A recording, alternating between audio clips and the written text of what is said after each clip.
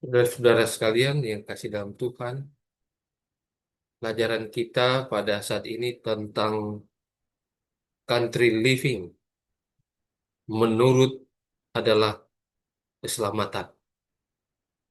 Dan saudaraku yang kekasih dalam Tuhan, tentu kalau kita melihat kehidupan kita pada saat sekarang ini, kita boleh katakan kita sudah memasuki suatu tahapan di mana perlu adanya persiapan yang sangat-sangat matang menghadapi masa krisis, masa kesukaran yang ada di depan kita. Di dalam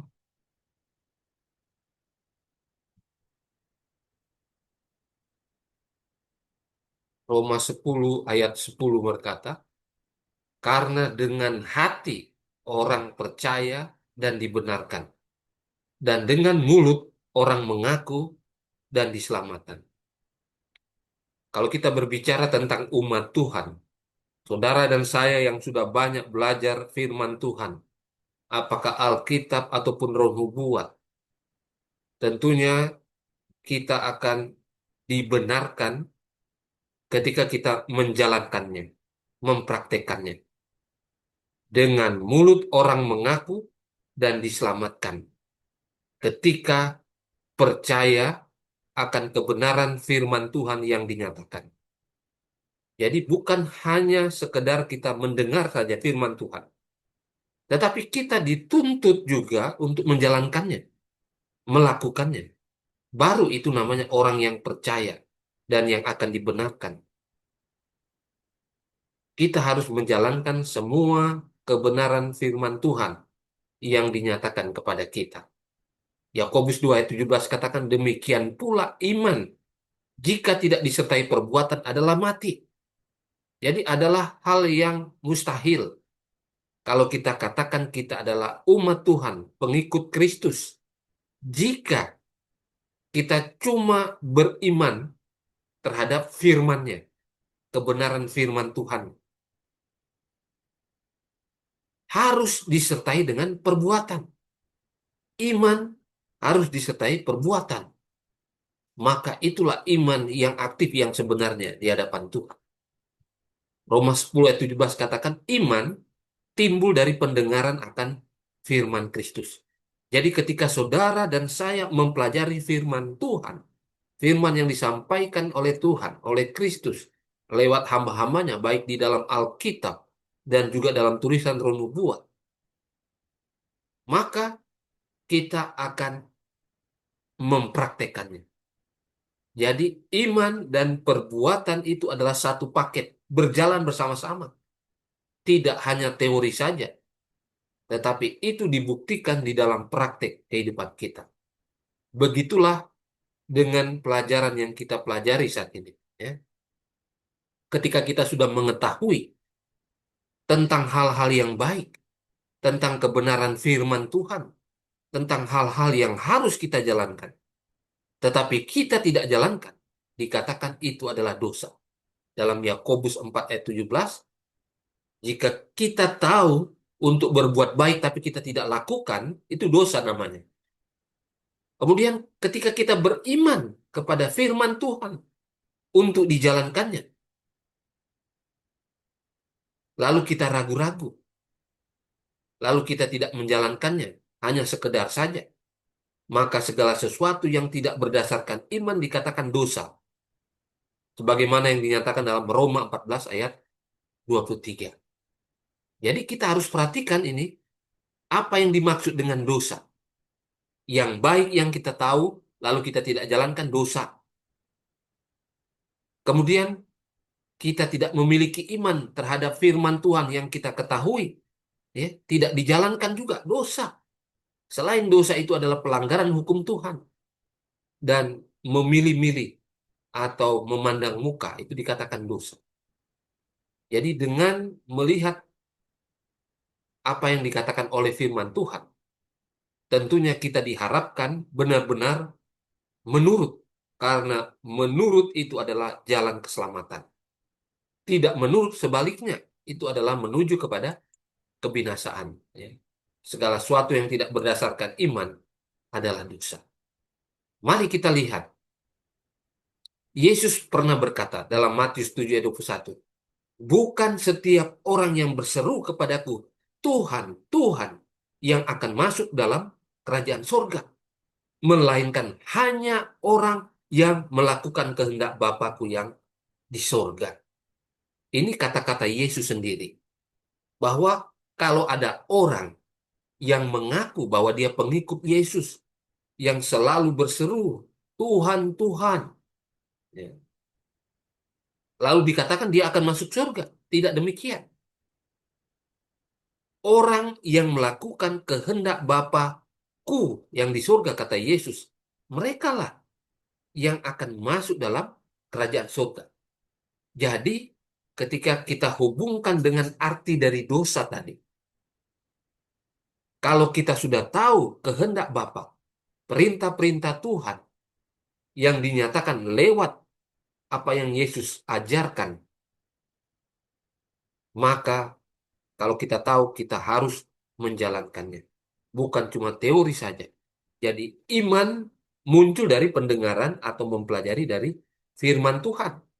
Dan di dalam praktek kehidupannya, iman itu akan kelihatan berbuah. Jadi iman dan perbuatan satu paket, berjalan bersama-sama. Tidak bisa sendiri-sendiri. Nah, saudara-saudara sekalian, ketika kita berbicara tentang country living, ya, yang awal-awalnya pelajaran ini banyak yang menentang, banyak yang tidak menyenanginya, dan lain sebagainya. Tetapi akhir-akhir ini kita melihat bahwa apa yang dikatakan di dalam kutipan Roh Nubuat khususnya, ternyata itu sudah harus dijalankan sekarang ini. Bagi saudara dan saya dikatakan, kalau kita sudah tahu itu untuk kebaikan kita, lalu kita tidak jalankan dosa, ya, kita tidak menurut dosa. Di dalam country living, ya, halaman 5, paragraf yang pertama katakan, hanya sedikit yang menyadari pentingnya menjauhi sejauh mungkin semua pergaulan yang tidak bersahabat dengan kehidupan beragama. Jadi sebenarnya Tuhan lewat hambanya, Sister White, memberikan antisipasi kepada umat-umatnya bahwa pergaulan yang tidak bersahabat di dalam hal agama, ya, harus kita jauhkan sejauh-jauhnya. Tetapi hanya sedikit yang menjalankannya. Lalu dihubungkan dengan kehidupan lingkungan di mana kita tinggal. Dikatakan dalam memilih lingkungan mereka, hanya sedikit yang menjadikan kesejahteraan rohani mereka sebagai pertimbangan pertama. Ketika kita bicara tentang kehidupan awal dari Adam dan Hawa dan beberapa tokoh-tokoh Alkitab, kita melihat Tuhan mengarahkan kepada mereka di dalam lingkungan alam, lingkungan yang ditunjukkan oleh Tuhan sendiri. Dan itu berhubungan dengan kesejahteraan rohani, yang sebenarnya ini adalah seharusnya menjadi pertimbangan yang utama, yang pertama bagi umat-umat Tuhan, bagi orang-orang yang mau benar-benar hidup sesuai dengan petunjuk-petunjuk Tuhan atau kehendak Tuhan. Memilih tempat tinggal harus dihubungkan dengan kesejahteraan rohani. Jadi apakah kita tinggal di suatu tempat dapat membawa kehidupan kerohanian kita lebih baik atau lebih buruk? Itu harus menjadi pertimbangan pertama. Dan firman Tuhan melalui kutipan Roh Nubuat ini mengarahkan kepada kita untuk mengikuti petunjuk-petunjuk Tuhan. Ya, petunjuk-petunjuk Tuhan. Dalam Country Living halaman 5, paragraf yang kedua. Ya. Para orang tua berbondong-bondong bersama keluarga mereka ke kota. Karena mereka anggap lebih mudah mencari nafkah di sana daripada di desa. Dan ini, saudara-saudara sekalian, ini suatu hal yang wajar.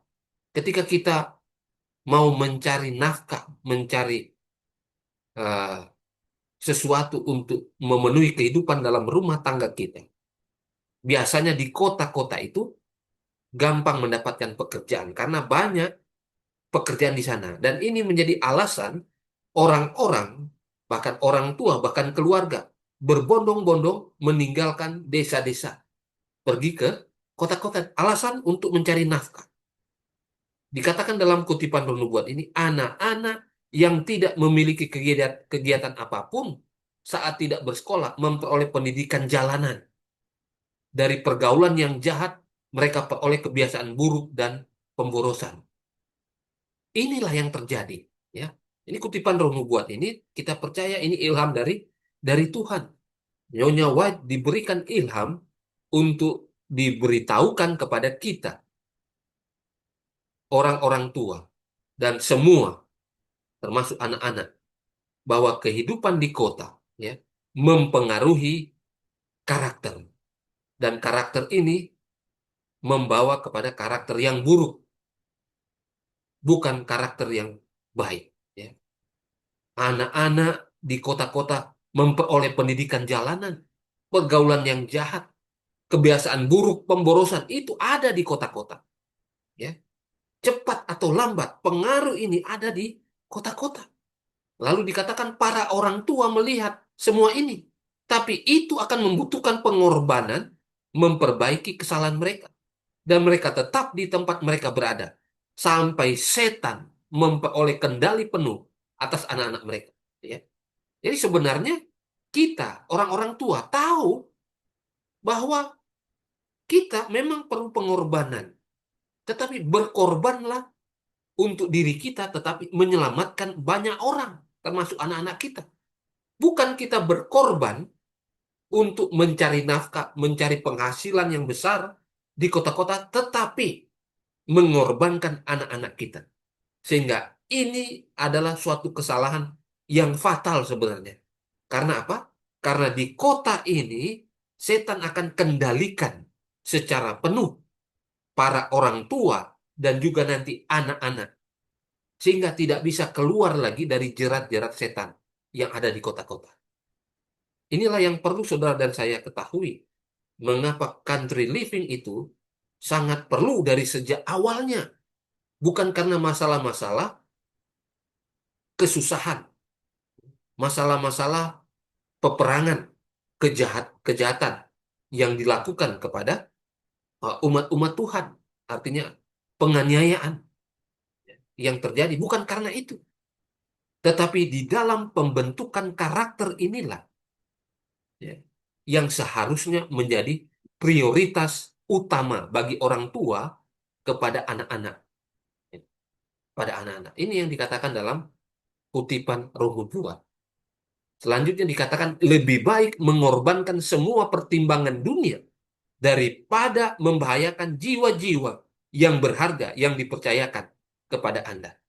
Mereka akan diserang godaan, harus diajar untuk menghadapinya, tapi adalah tugas saudara dan saya untuk memutus setiap pengaruh, setiap kebiasaan, setiap ikatan yang menghalangi saudara dan saya dari komitmen yang paling bebas terbuka, sepenuh hati dari diri saudara dan saya dan keluarga kepada Tuhan. Di kota, saudara-saudara sekalian, ya, para orang tua, anak-anak akan tergoda dengan hal-hal yang bersifat duniawi di sana. Bahkan kejahatan-kejahatan ada di sana. Dan dikatakan kebanyakan orang tua, sadar atau tidak sadar, mengorbankan anak-anak mereka untuk tetap tinggal di kota dengan alasan mencari nafkah, pekerjaan, dan lain sebagainya.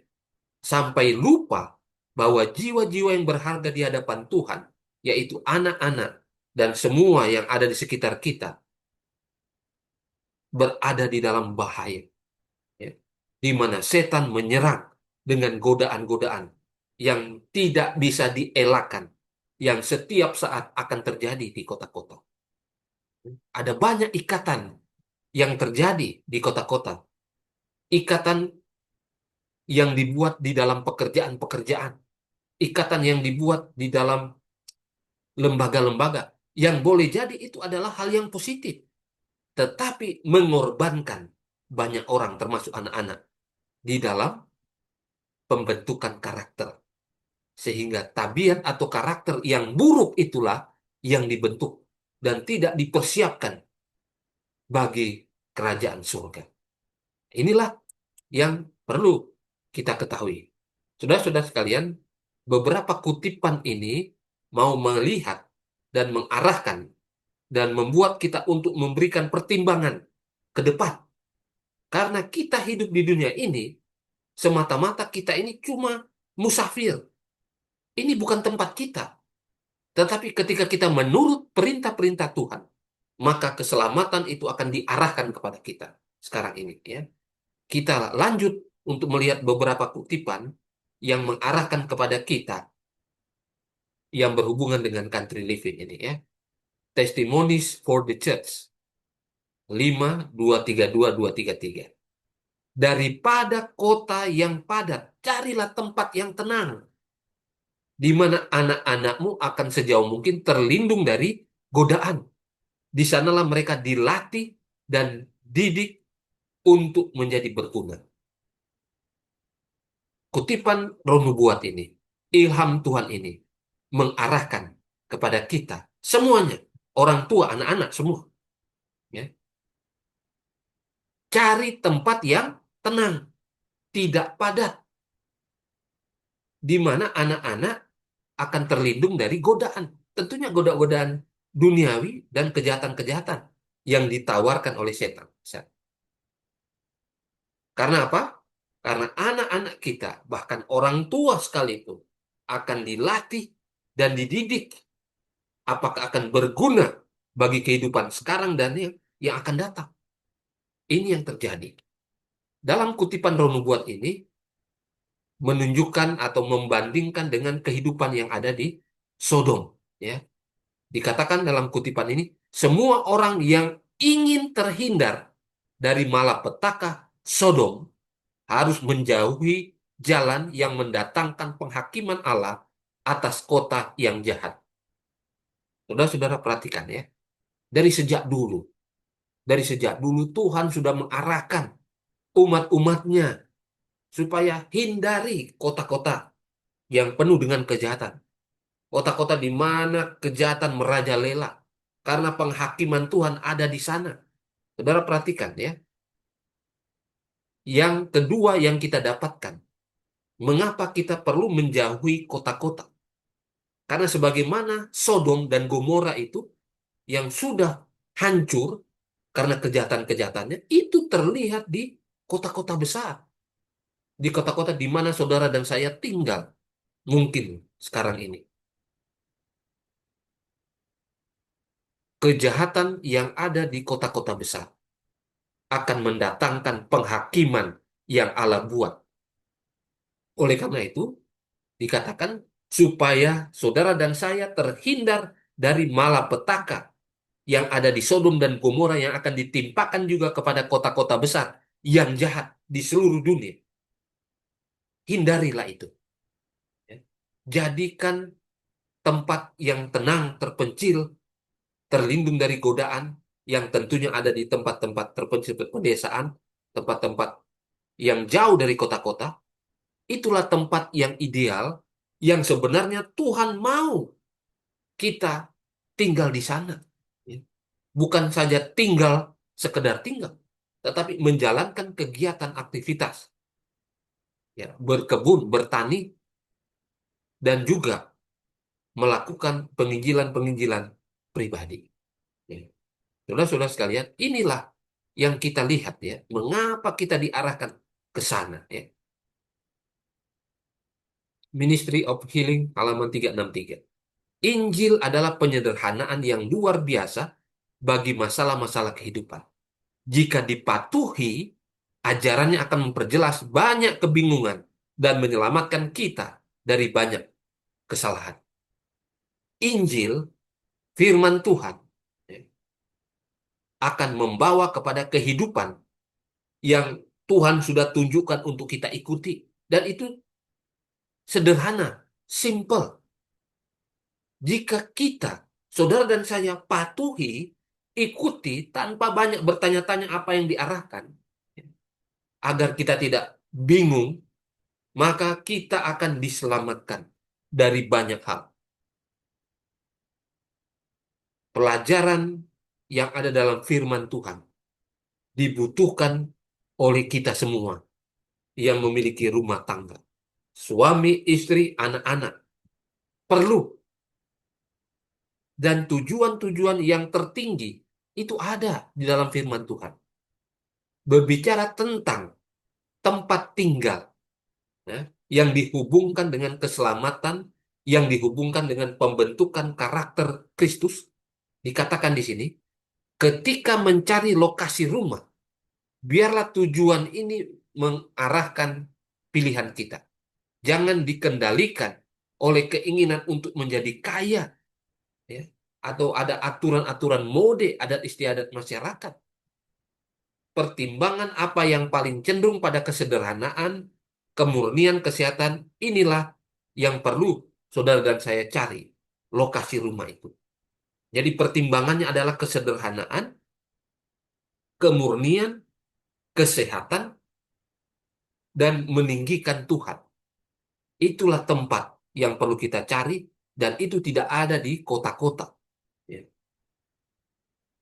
tidak ada di kota-kota. Karena kita sudah lihat penghakiman Tuhan sementara berlangsung. Kejahatan ada di sana. Godaan-godaan hebat ada di sana. Bahkan kalaupun kita tinggal di rumah, di kota-kota, godaan itu akan selalu ada. Bukan berarti tempat-tempat terpencil juga tidak ada godaan. Tetapi kita mengikuti petunjuk firman Tuhan. Kita mau menurut. Karena di sana pasti Tuhan akan memberikan sesuatu yang lebih baik daripada di kota-kota besar. Ya. Kutipan Roh Nubuat yang lain mengatakan bahwa pembentukan karakter itu akan 10 kali lebih mudah. Karakter Yesus itu dibentuk ketika kita berada di tempat-tempat yang terpencil, di pedesaan, country living, di sana, dibandingkan kita membentuk karakter di kota-kota. Kemudian kutipan ini lebih lanjut mengatakan, di seluruh dunia, kota-kota menjadi sarang kejahatan. Di mana-mana pemandangan dan suara kejahatan ada. Di mana-mana ada godaan, masalah sensualitas, pemborosan, semua ada di sana. Korupsi, kejahatan terus membengkak, itu terjadi. Sehingga tidak heran, ya, di penjara-penjara itu bahkan tidak muat dengan orang-orang yang masuk di sana. Karena kejahatan-kejahatan itu ada di kota-kota besar. Setiap hari membawa catatan kekerasan. Ada perampokan, pembunuhan, bunuh diri, dan kejahatan-kejahatan lain yang tidak terlukiskan. Dan ini ilham dari Tuhan. Ya. Kalau saudara membantah, saudara silahkan berargumentasi dengan Tuhan lewat firman-Nya. Tetapi inilah yang kita hadapi, yang kita lihat di kota-kota. Dan ini menjadi konsumsi kita sehari-hari. Kejahatan-kejahatan di mana-mana ada. Dan itu bisa memicu kita untuk melakukan juga kejahatan. Sadar atau tidak sadar, kita diarahkan ke sana. Ya. Apalagi ketakutan, kekhawatiran dengan kejahatan-kejahatan yang sewaktu-waktu bisa terjadi kepada diri kita. Ya, ada tindakan kekerasan, perampokan, pembunuhan, dan lain sebagainya. Walaupun kita adalah orang-orang yang baik, yang benar. Tetapi yang namanya kota besar, semua kejahatan ada di sana. Dan harus diwaspadai. Bagaimana kita mau membentuk karakter dengan kehidupan kita yang penuh dengan kejahatan di sekitar kita. Bahkan boleh jadi kita juga sudah dipengaruhi dari waktu ke waktu. Kemudian dalam Ministry of Healing juga dalam halaman 364 dikatakan, kehidupan di kota-kota itu palsu, dibuat-buat. Gairah yang kuat mendapatkan uang, kegembiraan, kesenangan. Semuanya adalah kekuatan, ya, yang bersama dengan masa yang besar umat Tuhan yang akan mengalihkan pikiran dari tujuan hidup yang sebenarnya. Kita tahu tujuan kita bukan di dunia. Tujuan saudara dan saya adalah kepada kehidupan yang kekal, keselamatan itu. Tetapi kalau kita ngotot terus-menerus untuk tinggal di kota-kota besar, maka inilah yang akan terjadi. Pikiran kita akan dialihkan kepada tujuan yang sebenarnya. Dan pikiran kita, hati kita, lewat mata, pendengaran, dan seterusnya, panca indera kita. Semuanya ini akan membuka pintu bagi banyak sekali kejahatan yang ada. Khususnya untuk anak-anak muda. Ya. Pada kaum muda, mereka memiliki kekuatan yang hampir tak tertahankan ketika melihat keadaan di kota-kota. Ya. Mereka akan ikut. Salah satu godaan paling halus dan berbahaya adalah kecintaan pada kesenangan. Nah, saudara-saudara, di kota besar ini akan menjadi alasan bagi siapapun, termasuk umat-umat Tuhan yang ada, ya. Karena aktivitas sehari-hari dalam pekerjaan, ya, membuat kita stres, tekanan banyak, sehingga kita perlu refreshing, perlu membawa pikiran kita untuk tenang sesaat. Dan seringkali sadar atau tidak sadar, kita diarahkan kepada kecintaan pada kesenangan. Kita mungkin ke mall, mungkin kita pergi ke tempat-tempat yang penuh dengan permainan-permainan yang kita anggap ini adalah membawa kepada kekudusan, membawa kepada keselamatan, padahal tidak sama sekali. Ya. Ribuan orang, umat-umat Tuhan secara tidak sadar ataupun sadar, yang mereka pikirkan adalah untuk kepentingan ketenangan di dalam hidup, ternyata mereka diarahkan kepada menghambur-hamburkan uang untuk hiburan, dan ini di mata Tuhan adalah suatu hal yang jahat. Yang seharusnya uang ini kita tabung dan kita gunakan untuk kepentingan-kepentingan penginjilan, untuk kemanusiaan. Tetapi kita gunakan untuk keegoisan kita. Keperluan-keperluan yang menghambur-hamburkan uang untuk hiburan, untuk pribadi kita. Dengan bertamengkan kita mau refreshing. Kita melihat alam dan lain sebagainya. Inilah godaan yang dikatakan paling halus tapi berbahaya. Yang mungkin kita tidak sadari bahwa ini jerat setan ketika kita berada di kota-kota. Ya. Masalah serius ada di hadapan kita. Dan bagi banyak keluarga, pindah dari kota akan menjadi suatu keharusan. Ya. Ketika saudara dan saya melihat keadaan sekarang ini, ya, kita berbicara dalam konteks sekarang ini, maka adalah suatu hal yang sangat serius bagi kita. Masalah yang besar. Dan adalah suatu keharusan sekarang ini bagi kita untuk meninggalkan kota-kota. Sudah harus, jangan lagi banyak bertanya-tanya. Ya. Penghakiman Tuhan ada di kota-kota untuk orang-orang jahat. Ya. Masalah kesehatan, penyakit-penyakit menular, ya. Gempa bumi, kebakaran, dan semuanya. Ini penghakiman dari Tuhan. Sementara berlangsung di kota-kota. Bagi umat-umat Tuhan yang peka, maka hal ini adalah hal yang sangat serius, di mana mereka harus mengambil keputusan untuk pindah dari kota. Ini suatu hal yang harus dijalankan. Ya. Kalau kita perhatikan sekarang ini, lingkungan fisik di kota seringkali membahayakan kesehatan. Ya. Kecenderungan terus-menerus kita tertular penyakit. Udara kotor, air kotor, makanan kotor, tempat tinggal yang penuh sesak, ya, gelap, tidak sehat. Dan ini merupakan beberapa dari sekian banyak kejahatan yang harus dihadapi. Ya, ternyata merusak diri kita, membuat kita tidak sehat. Ini alasan-alasan mengapa kita sudah harus meninggalkan kota-kota. Nyonya White katakan, saya tidak dapat tidur lebih dari pukul 2 pagi. Ini pengalaman Nyonya White dalam country living. Nah, pada malam hari saya berada di Dewa. Saya mohon kepada beberapa keluarga untuk memanfaatkan sarana yang telah ditetapkan Tuhan. Menjauh dari kota-kota untuk menyelamatkan anak-anak mereka. Ini Nyonya White.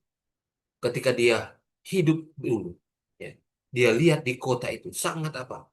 Tidak enak. Anak-anak perlu diselamatkan dengan menjauhi kota-kota. Itu dulu.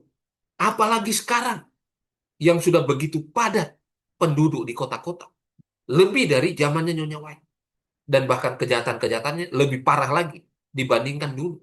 Dan itu sudah harus menjadi pilihan kita yang utama, meninggalkan kota-kota untuk menyelamatkan anak-anak kita, menyelamatkan saudara dan saya. Apalagi kita tahu, waktu kita di dunia ini sudah sangat singkat.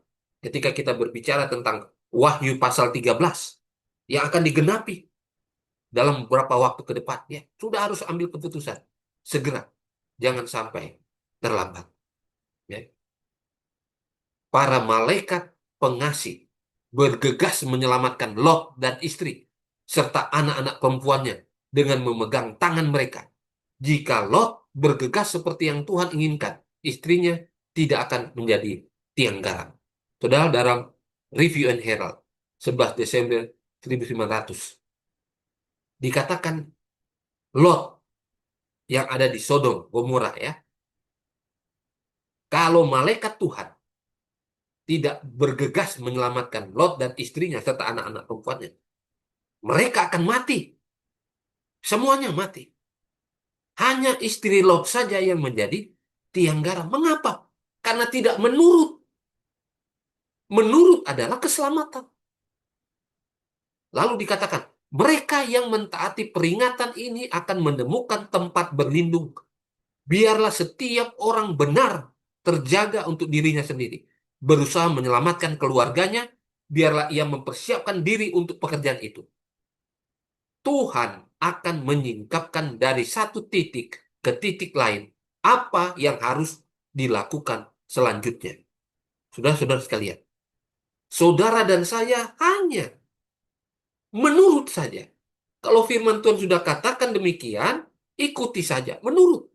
Dan Tuhan akan menunjukkan dengan kasih setianya kepada kita. Dari satu titik ke titik yang lain, apa yang harus kita lakukan selanjutnya. Jadi, menurut saja saudara, ketika kita lihat suasana dunia, kota-kota besar saat ini, seperti yang dikatakan, ya, kejahatan penuh di sana, ya, penghakiman Tuhan ada di sana. Maka menurutlah, keluar dari kota-kota, tinggal di tempat-tempat terpencil sesuai dengan petunjuk Tuhan. Karena waktu kita memohon kepada Tuhan, di dalam doa kita, puasa kita, Tuhan tolong saya mau meninggalkan kota. Saya mau tinggal di tempat yang Tuhan mau saya tinggal. Maka pada waktunya Tuhan akan berikan. Hanya dibutuhkan penurutan saja. Ya. Jangan banyak bertanya. Oh, saya tidak ada uang. Saya tidak cukup uangnya untuk membeli tanah dan itu. Tidak. Karena janji Tuhan itu pasti. Kalau kita menurut, maka berkat khusus itu Tuhan pasti akan berikan. Kalau saudara dan saya mendengarkan pengalaman saudara-saudara kita yang sudah berada di tempat-tempat terpencil, country living mereka, sudah puluhan tahun, belasan tahun. Ya. Ada banyak yang tidak mempunyai modal, tidak punya keuangan yang kuat, yang cukup. Tetapi Tuhan berikan, karena Tuhan akan menggunakan caranya yang ajaib. Yang penting kita mau menurut, yang penting kita mau mengikuti petunjuk Tuhan, maka Tuhan akan memberikan petunjuk dari satu titik ke titik yang lain yang harus kita lakukan. Dengarkan suara Tuhan, saudara-saudara sekalian. Ya. Kerjakan keselamatanmu dengan takut dan gentar, karena Allah lah yang mengerjakan di dalam kita, baik kemauan maupun pekerjaan menurut kerelaan Tuhan. Ikuti petunjuk Tuhan. Ya. Jadi kalau kita ikuti petunjuk Tuhan, kita tidak akan seperti istri Lot, ya, mengikuti setengah-setengah. Kita mengikuti, tetapi hati masih di dunia. Nah, ini yang bahaya. Saya lihat, ketika saudara dan saya diberikan kecukupan, harta cukup, ya, keuangan yang cukup, seharusnya saudara sudah harus bergerak. Jangan banyak pertimbangan. Saudara diberikan khusus oleh Tuhan berkat. Ya. Beli tempat yang Tuhan akan tunjukkan. Dan kalau Tuhan mau mengizinkan lewat saudara-saudara, saudara undang orang-orang lain yang tidak memiliki agar boleh tinggal sama-sama. Karena kita perlu tinggal untuk beberapa keluarga. 3, 5 keluarga di satu tempat. Itu sangat menguntungkan bagi kita. saling mengingatkan, menguatkan iman satu sama lain. Ya, saudara sekalian, inilah yang dikatakan ya. Waktunya sudah dekat ketika kota-kota besar akan ditimpa penghakiman Allah, diguncang dengan dahsyat. Ya. Dan ini sudah terjadi. Dan sementara terjadi, kota-kota besar akan digoncang oleh penghakiman Tuhan. Kota-kota yang tidak saleh akan disapu bersih oleh kehancuran. Dan Allah sedang memperlihatkan kepada kita yang akan terjadi ke depan bagaimana. Dalam testimoni for the church jilid 7, 82. Ya. Dikatakan kota-kota penuh pelanggaran, penuh dosa akan dihancurkan dengan gempa bumi, api, dan banjir. Dan agen-agen Tuhan yang tidak terlihat, malaikat-malaikatnya ya, akan menyebabkan kehancuran, kebinasaan, dan kematian. Saudara-saudara, ini tidak perlu diragukan lagi firman Tuhan. Kita lihat beberapa kota besar yang tiba-tiba hancur. Kita ingat di Los Angeles, ya, beberapa waktu lalu, ya, habis begitu saja. Ya. Umat-umat Tuhan yang mengikuti petunjuk-petunjuknya, dia akan selamat. Ya. Karena penghakiman Tuhan sementara berlangsung. Lewat api, banjir, gempa bumi, dan itu sementara berlangsung di semua kota-kota besar di seluruh dunia. Dimanapun saudara tinggal. Ini sementara berlangsung.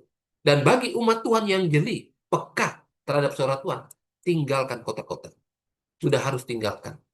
Kota-kota yang penuh pelanggaran akan dihancurkan oleh gempa bumi. Ya. Saudara harus ya, menjalankan apa yang Tuhan mau. Bencana akan datang. Yang paling mengerikan, tak terduga. Dan kehancuran ini terjadi satu demi satu.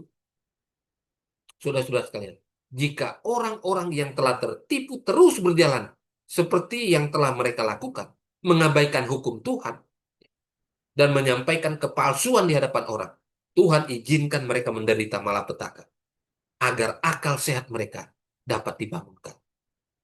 Jika saudara masih tetap berada di kota dengan berbagai alasan, maka Tuhan boleh izinkan saudara mendapatkan malapetaka, menderita dengan malapetaka, supaya akal sehat saudara sebagai umat Tuhan terbuka, mengerti, dan tidak akan lagi menunda-nunda. Ya syukur-syukur masih selamat. Tapi oleh karena bencana penghakiman Tuhan, ada yang tidak selamat umat-umat Tuhan. Karena ngotot tetap tinggal di kota-kota. Padahal sudah diarahkan keluar dari sana. Karena penghakiman Tuhan akan berlangsung. Jangan sampai peristiwa itu terjadi. Jangan sampai peristiwa itu terjadi. Tuhan, saudara-saudara sekalian, tidak akan tiba-tiba membuang semua pelanggar, lalu menghancurkan semua bangsa. Tidak. Dia hukum kota-kota, semuanya dihancurkan. Tidak. Ya. Walaupun di kota-kota agen-agen setan banyak sekali. Tapi umat-umat Tuhan ada yang tidak tahu dan sementara menginjil di kota-kota. Nah, orang-orang ini akan berada dalam lindungan Tuhan. Karena mereka menginjil di kota-kota. Itu alasannya. Tetapi bagi mereka-mereka, walaupun umat Tuhan, tapi tidak pernah menginjil dan benar-benar mengumpulkan harta kerjanya dengan pekerjaannya, jangan heran mereka juga akan mendapatkan hukuman sebagaimana hukuman kepada orang-orang jahat yang ada di kota-kota.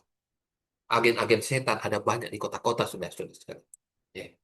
Jadi kita perlu waspada, hati-hati, sekaligus banyak berdoa, berpuasa, menurut firman Tuhan. Ya. Selaras dengan terang yang diberikan kepada saya dalam manuskrip 115. Nyonya White katakan, saya desak orang-orang keluar dari pusat-pusat populasi yang besar. Ya, kejahatan di kota semakin meningkat, semakin jelas terlihat. Ya. Jadi, jangan kita mempertaruhkan keselamatan jiwa kita dengan tinggal di kota. Ya, mungkin beralasan bahwa kita menginjil, padahal kita cari harta. Ya, kita mencari kesenangan dunia. Jangan, saudara. Bukan waktunya lagi sekarang. Menurutlah. Ikuti petunjuk Tuhan. Ya. Menurut, kita akan mendapatkan keselamatan. Ya. Saudara-saudara, sebagai bahan yang terakhir bagi kita. Dalam Spirit of Prophecy 3, 159. Dikatakan dua pencuri di kayu salib melambangkan dua golongan besar umat Tuhan. Mereka yang memandang dan percaya kepada Yesus seperti pencuri memandang kepadanya ketika diangkat kayu salib akan hidup selamat. Tapi mereka yang menolak memandangnya dan percaya kepadanya seperti pencuri yang keras hati, menolak memandang percaya kepada penebus yang disalib, akan mati tanpa harapan. Saudara-saudara, saudara dan saya adalah pencuri dalam tanda kutip yang siap untuk dibinasakan. Tetapi Yesus berkata kepada saudara dan saya, ya, agar mengikuti perintahnya, memandang kepada Kristus, bukan kepada hal-hal dunia. Ya. Saudara mau pilih yang mana? Seperti pencuri yang memandang kepada Yesus dan mengikuti petunjuk Yesus, atau yang mencemooh apa yang Yesus katakan sampai akhirnya mati tanpa pengharapan. Saudara mau pilih yang mana? Ya. Ketika pertanyaan ini ditanyakan kepada kita, tentunya kita perlu menjawab bahwa kita akan memilih petunjuk Tuhan agar kita boleh hidup diselamatkan di dalam kerajaan Tuhan. Kiranya ini boleh menjadi bagian kita sehingga kita uh, menjadi umat-umat Tuhan yang benar-benar menjalankan apa yang Tuhan mau, yang Tuhan inginkan. Selagi kita berada di dunia ini, di penghujung sejarah dunia ini, dan juga di dalam menjalankan misi untuk menyelamatkan orang-orang lain. Tuhan Yesus memberkati kita. Amin.